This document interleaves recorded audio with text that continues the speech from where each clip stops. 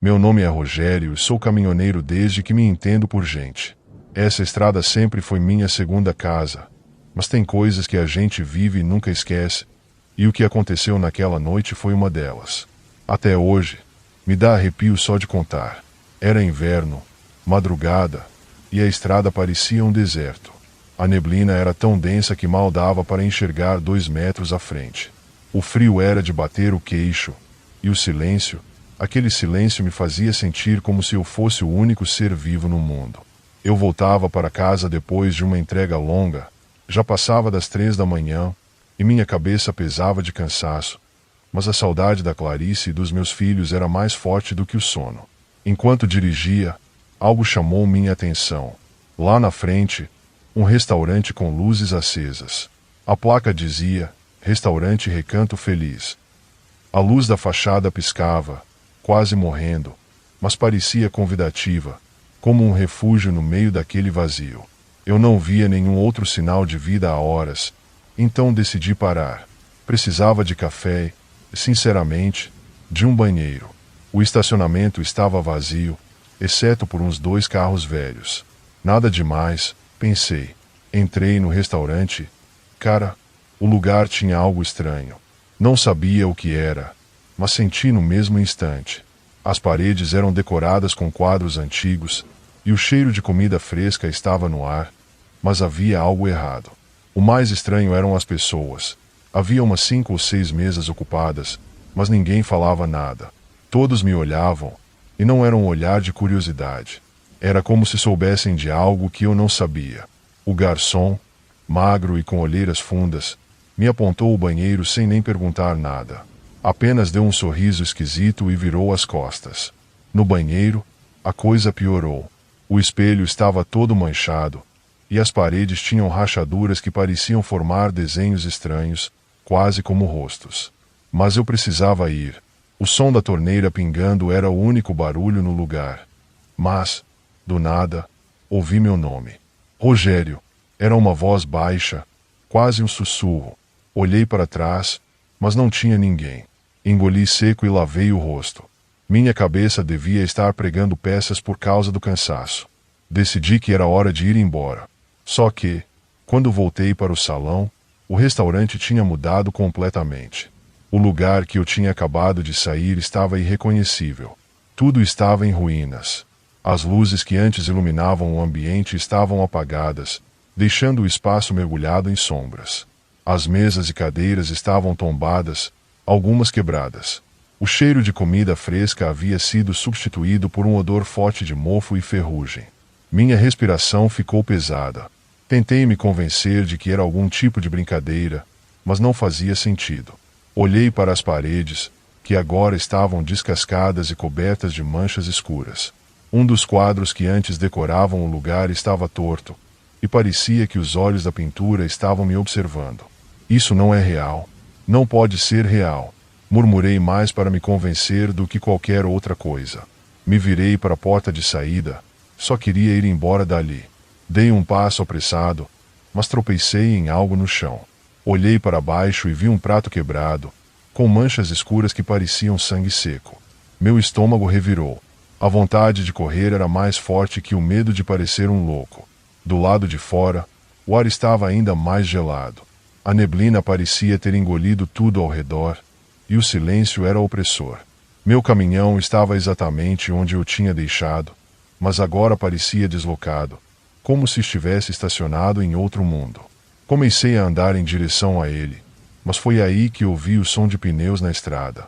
Uma viatura policial. Ela parou devagar no acostamento, e um policial corpulento desceu, apontando a lanterna na minha direção. Ele parecia desconfiado. "O que você está fazendo aqui?" perguntou, ofuscando meus olhos com a luz. Eu só parei para usar o banheiro. Achei que o restaurante estava aberto. Respondi, tentando não parecer tão abalado quanto estava. O policial abaixou a lanterna, mas sua expressão ficou ainda mais séria. Ele olhou para o restaurante, depois para mim, e soltou uma risada curta e seca. "Esse lugar está fechado há mais de 20 anos. Você sabia disso?" Meu coração disparou. "Não pode ser. Eu entrei lá agora. Tinha gente." Tinha comida, tava tudo normal. Ele balançou a cabeça lentamente, como quem já ouviu aquilo antes. Esse restaurante foi palco de um massacre nos anos 90. 12 pessoas foram mortas aqui. Dizem que o dono enlouqueceu. Bem, você pode imaginar o resto. Minhas pernas tremiam. Tudo começou a fazer sentido e, ao mesmo tempo, nada fazia. O policial deu um passo para trás, olhando em volta, como se esperasse ver algo além de mim. Meu conselho: suba no seu caminhão e vá embora. E não volte. Esse lugar não é seguro, nem para vivos, nem para quem quer que seja. Subi no caminhão sem dizer mais nada. Minhas mãos tremiam tanto que quase não consegui girar a chave na ignição. Enquanto me afastava, vi pelo retrovisor que o policial ainda estava lá, mas algo nele parecia diferente. Ele olhava fixamente para o restaurante, como se visse algo que eu não conseguia enxergar. Quando cheguei em casa, exausto, encontrei um guardanapo sobre a mesa. Restaurante Recanto Feliz. Eu não tinha trazido nada de lá. Desde aquela noite, nunca mais passei por aquela estrada. Mas, às vezes, ainda sinto o cheiro de mofo ou ouço sussurros quando estou sozinho na estrada. E sempre me pergunto: será que realmente consegui sair? Eu não costumo contar essas coisas. Sempre fui o tipo de pessoa que prefere guardar certas experiências para si. Mas essa história, ela me persegue dia após dia, e às vezes penso que outras pessoas precisam ouvir isso. Talvez alguém já tenha passado pelo que vivi. Vou ser direto. O que aconteceu naquela estrada mudou minha vida para sempre. E olha que eu não sou de me assustar fácil. Tudo começou há 10 anos, quando eu era caminhoneiro. Vivia na estrada, cruzando o país, e achava que já tinha visto de tudo. Tempestades violentas, acidentes terríveis, noites tão escuras que a frente do caminhão desaparecia. Mas essa rota, essa era diferente. Na época, minha filha Ana tinha 14 anos. Ela sempre insistia para que eu ligasse todas as noites, sem falta. Eu fazia questão de obedecer, não só porque ela era minha filha, mas porque a voz dela era meu porto seguro na solidão da estrada. Era minha última viagem antes de tirar uns dias de folga. O trajeto não era novidade. Uma rota deserta com longos trechos de mata fechada. Nada fora do comum, pelo menos era o que eu achava.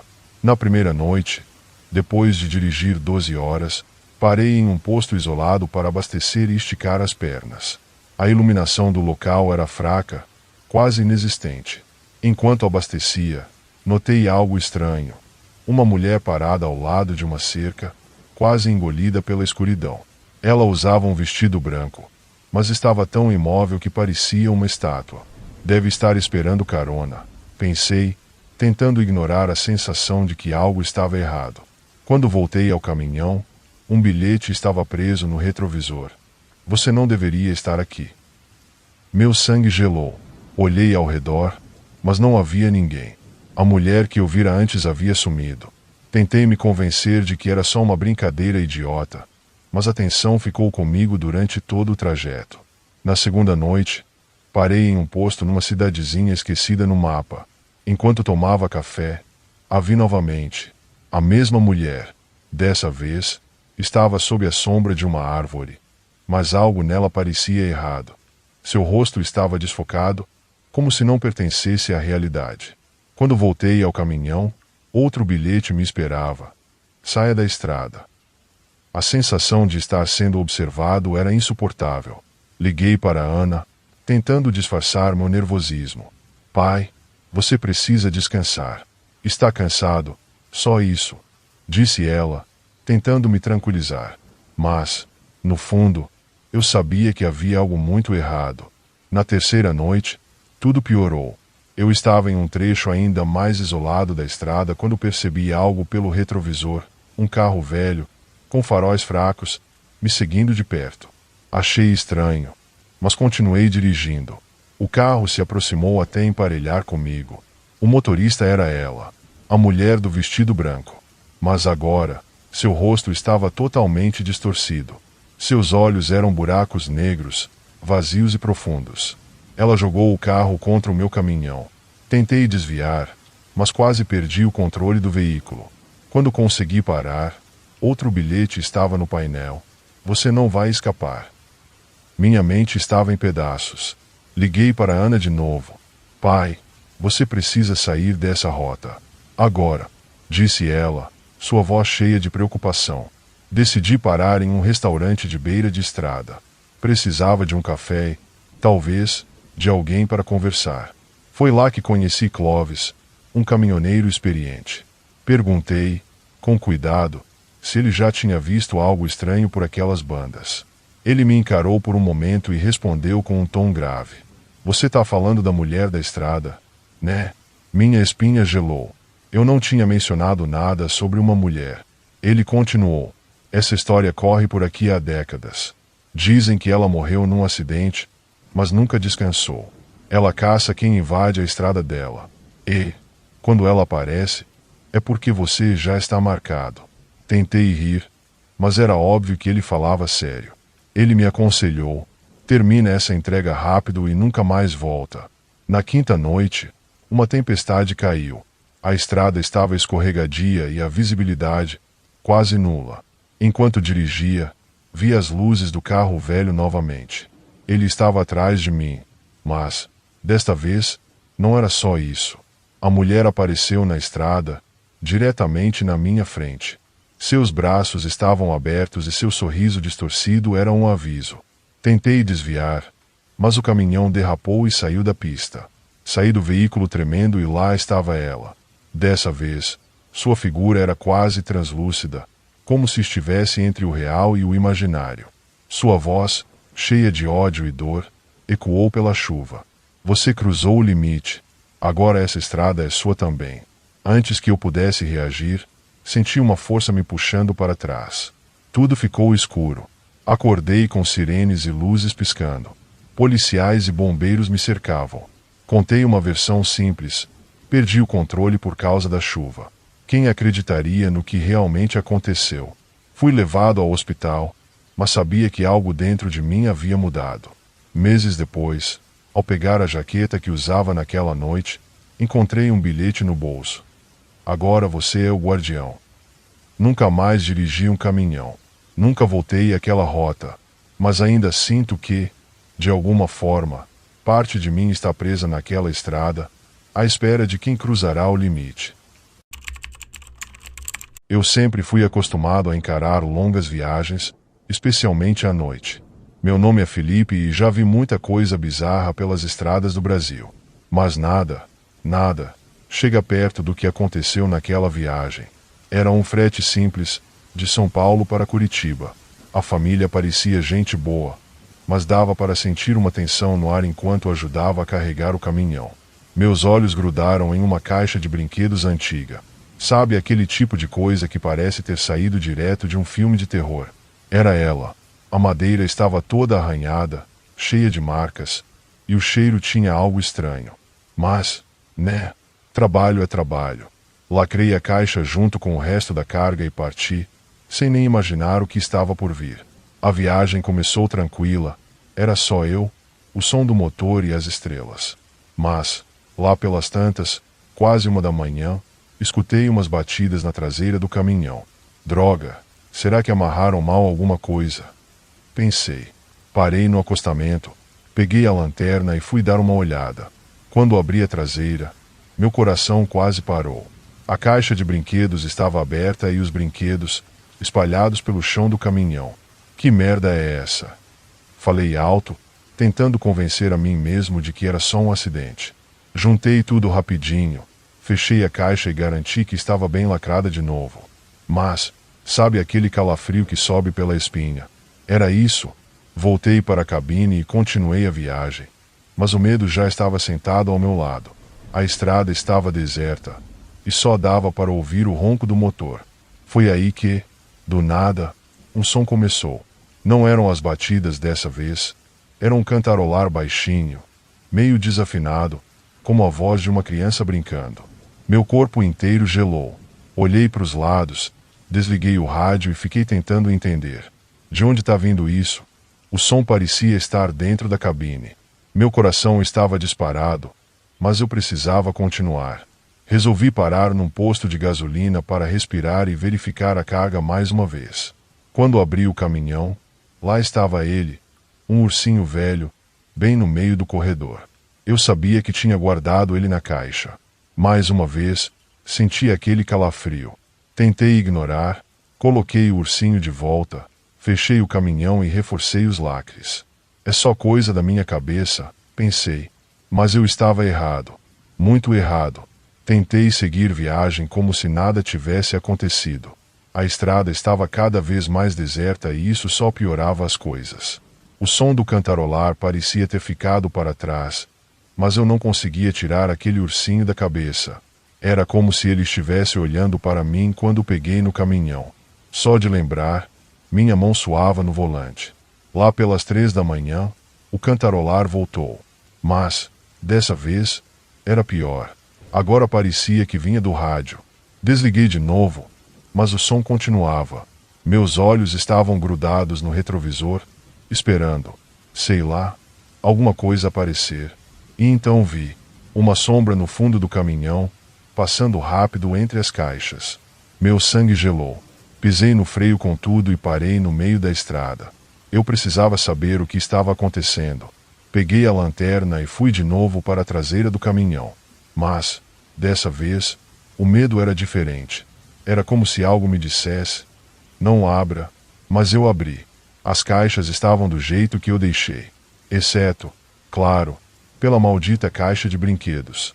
Estava aberta de novo, e os brinquedos espalhados. Mas agora pareciam organizados. Como se estivessem ali para me olhar. Um carrinho, uma boneca de pano, um ursinho. Todos virados na minha direção. Meus dedos tremiam enquanto eu tentava juntar tudo e colocar de volta na caixa. Foi aí que tudo aconteceu.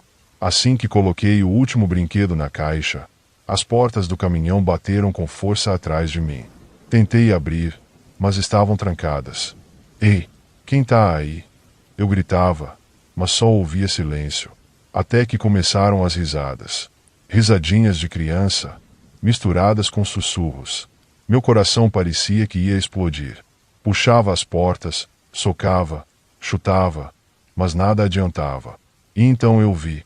Os brinquedos começaram a se mexer. Primeiro foi o ursinho. Ele levantou a cabeça lentamente, como se tivesse acordado. Depois, os outros brinquedos começaram a se mover, um por um. Olhinhos escuros fixos em mim. Eu estava paralisado. Não conseguia nem gritar.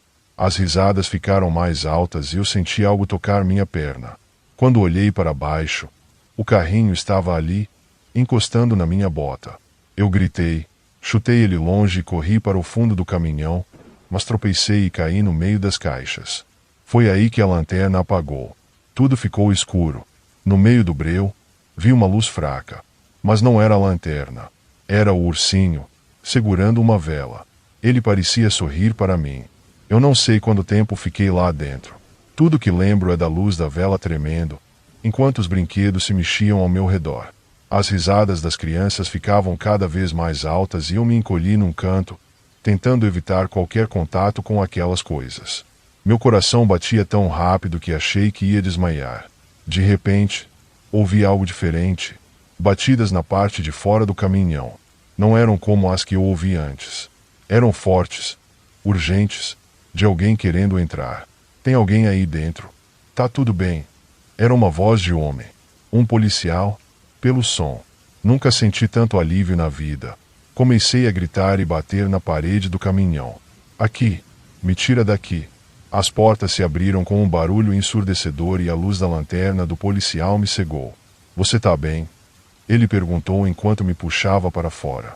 Eu estava tão abalado que não conseguia responder. Olhei para o caminhão, esperando ver os brinquedos bagunçados. Mas eles estavam todos dentro da caixa, lacrados, como se nada tivesse acontecido. Depois do que aconteceu, tomei uma decisão: nunca mais dirigir à noite. Pode parecer besteira, mas a escuridão, o silêncio das estradas, tudo isso agora me trazia aquela lembrança. Toda vez que ouço um risinho de criança ou vejo um brinquedo velho, meu corpo inteiro arrepia. Eu fico me perguntando, será que Alice estava tentando proteger a família dela?